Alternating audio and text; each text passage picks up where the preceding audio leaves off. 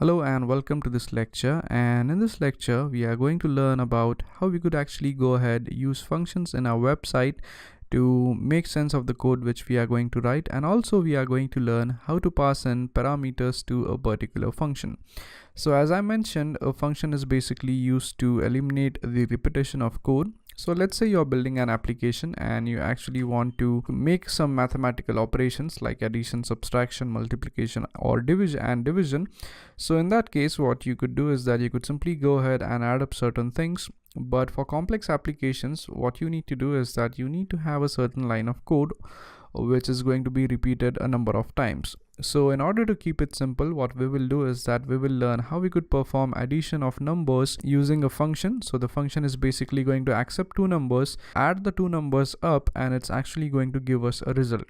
So the first thing which we need to do is that we need to define the function by typing the keyword function so that the JavaScript actually understands that this particular thing is a function.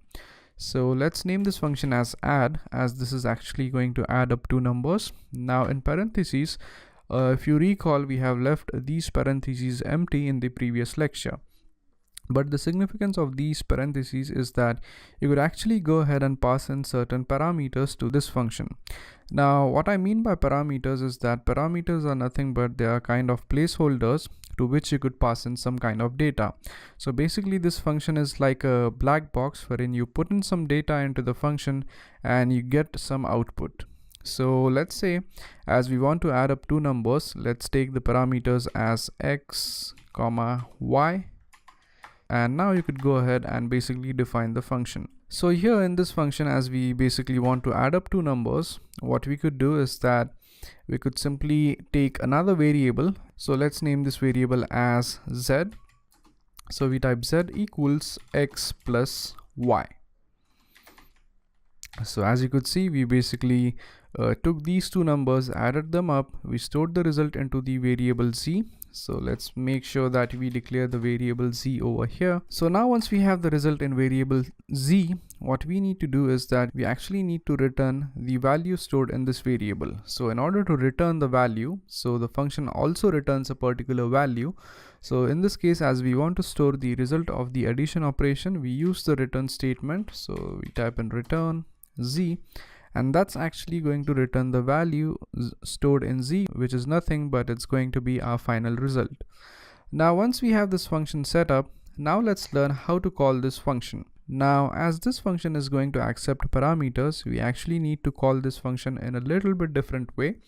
So what we need to do is that we need to type in add, and then you need to specify the actual numbers which you want to add up by using this function. So let's say you pass in 300, 200, give the semicolon at the end, and now as this function is actually going to return the value, you need to have a variable in place that is going to catch up that particular value. So you could type in var result equals and the function name. So what this line of code actually does is that it calls the function, it passes these two parameters. So these two parameters are going to be passed over here. So in this case, x becomes equal to 300, y becomes equal to 200. It's going to add them up and store the result, that is 500, into the z variable or the z variable. Then it's going to return the z variable value, and once it returns the value, that value gets stored into this result variable right here. Now in order to confirm if this thing actually works perfectly, let's go ahead and type document dot write and basically print out the result value. So once we are done with this, we save the code, and when we hit refresh, as you could see, we get the result as 500. Now one interesting thing about this function, as I earlier mentioned, is that you could go ahead and reuse the same kind of code without writing it again. So let's say now you also want to calculate the addition of 3000 and 2000. So you could simply go ahead, take another variable which is called as result1. You could type this equals add, that is, you basically call the function again. Now you pass the values as 3000, 2000. Again type in document dot write, and you basically print out the result1 value. So if you save this code and hit refresh, as you could see, now you have the second result value as well. So as you could see, you could call in the function as many number of times as you want by specifying different parameters over here. And one more important thing which I would like to mention here is that you could actually make this code much more efficient. So what you essentially need to do is that you could completely eliminate the use of this variable right here. So instead of having a different variable here, what you could do is that you could simply return the value of x plus y here itself. So that's actually going to reduce the memory requirement of one variable, and also it's going to make your code more compact and more easily maintainable.